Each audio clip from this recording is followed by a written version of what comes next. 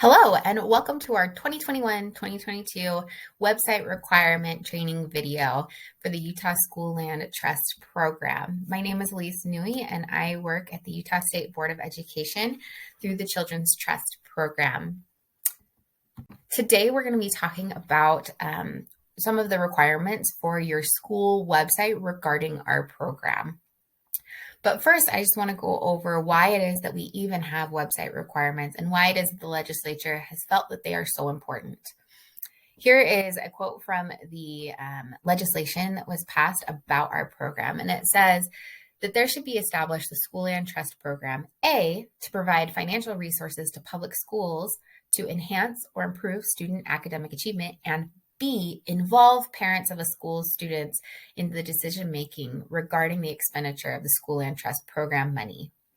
So really a huge part of our program is about involving parents and involving the community in this process.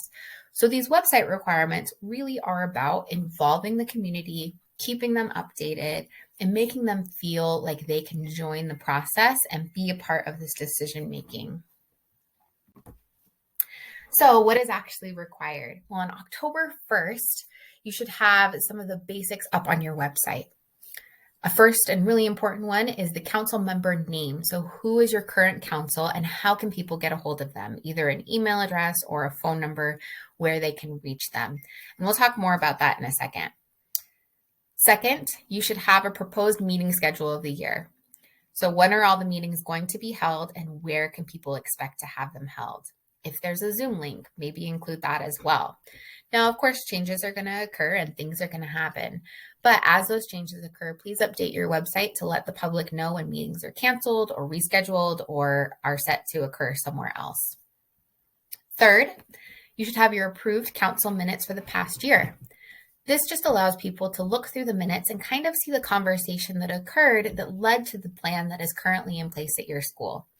This keeps people informed and allows them to be part of the conversation and to understand how it is that the council has gotten to be where it is. Number 4, you should include a link to your teacher and student success plan. Your district may call this something else. There may be a different name for this. So if you're unsure of what this is or what it is that you need to do, reach out to your district and check. And if you have any further questions, please give us a call and we can help you with that as well.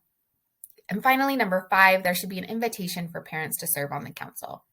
In the past, we've had some strict requirements for what this invitation had to look like, but we realized that you know your community best. So just have something on your website that makes parents feel welcome, that introduces them to this council and what it is that they do and how they can be involved. As long as they feel informed and welcome to join, that invitation is great. So, unfortunately, some scammers have gotten a hold of the school community council emails and has been scamming parents. And this is so unfortunate because you all are volunteers who are doing so much work. So we want to provide some helpful tips for how you can avoid being scammed.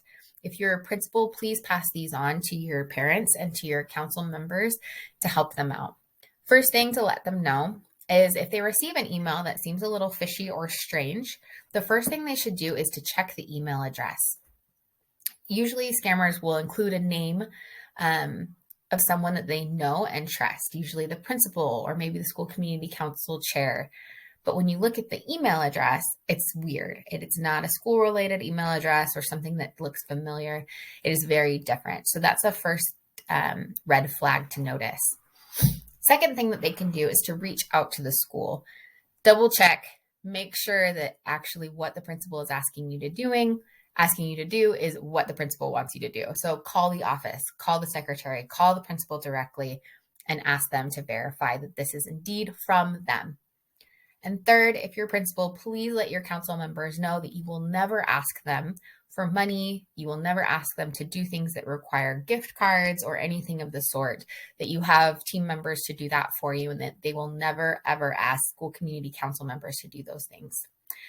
If we can use those tips, hopefully everyone will be safe throughout this process and we can continue to have a great experience with school community councils. So at least 1 week before a school community council meeting, there should be some updates to your website as well. the first thing you'll need to add is an agenda for the upcoming meeting. Let people know what will be discussed. 2, a notice of the upcoming meeting on the school calendar. This should include enough information that someone could attend. So where is the meeting being held? If it is a Zoom, is there a Zoom link? And what time will the meeting be held? And 3rd, you need to have draft minutes from the prior meeting. This allows anyone who missed the meeting to get caught up on what the conversation is and what has been going on so that they could come to this new meeting and feel like they're informed and part of the conversation. And finally, yearly, you should review your rules of order and procedure. Now, these don't have to be changed every year, but we highly, highly recommend that your school community council reads through them at least yearly to make sure that they reflect how your school community council is run and how you want it to be run. Rules of order and procedure may also be known as your bylaws, and they are a really important part of running effective meetings and elections.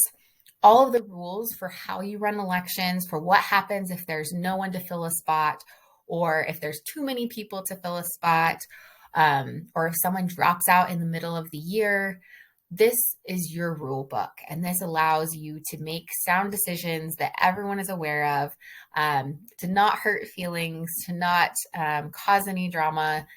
These rules of order and procedure will save you in those situations. These are required for both school community councils and charter councils. If you don't know what I'm talking about, or if it's been a while since you've looked at your rules of order and procedure or bylaws, we have a template on our website.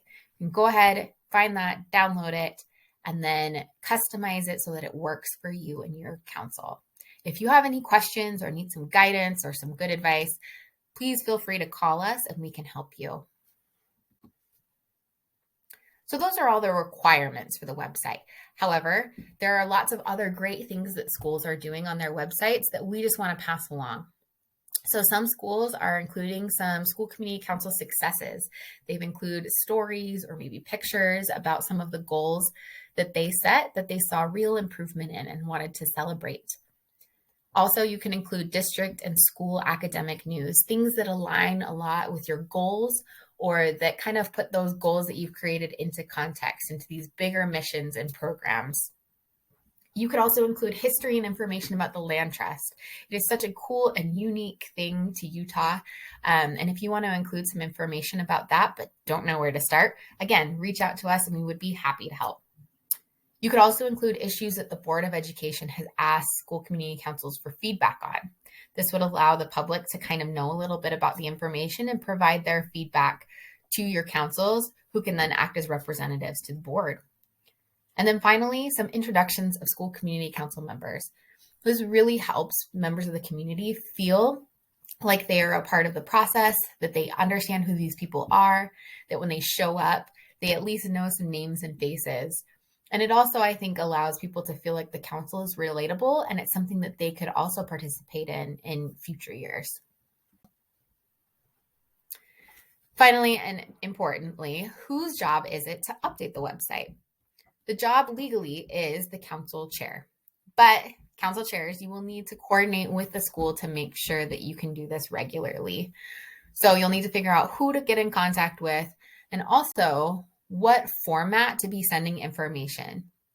Schools and districts have requirements for ADA accessibility, sometimes language translation, and so PDFs or Word documents may work better than others. So if you're a council chair or if you're a principal, make sure that that communication is open and that a procedure is set so that everyone knows what their job is.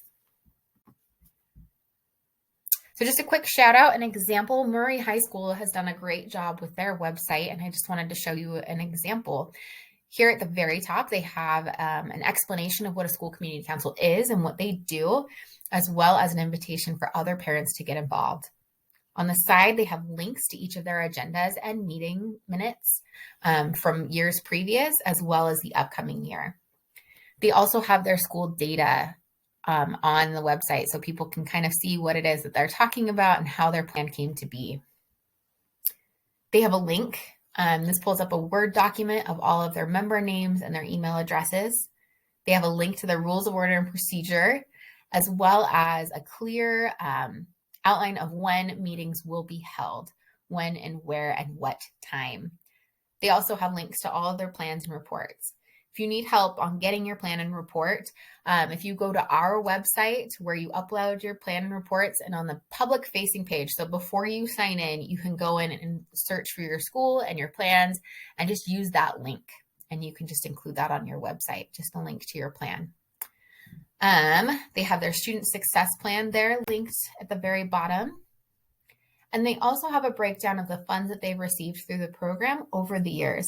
And this is really cool because you can see very clearly how much more money they've been receiving over the years.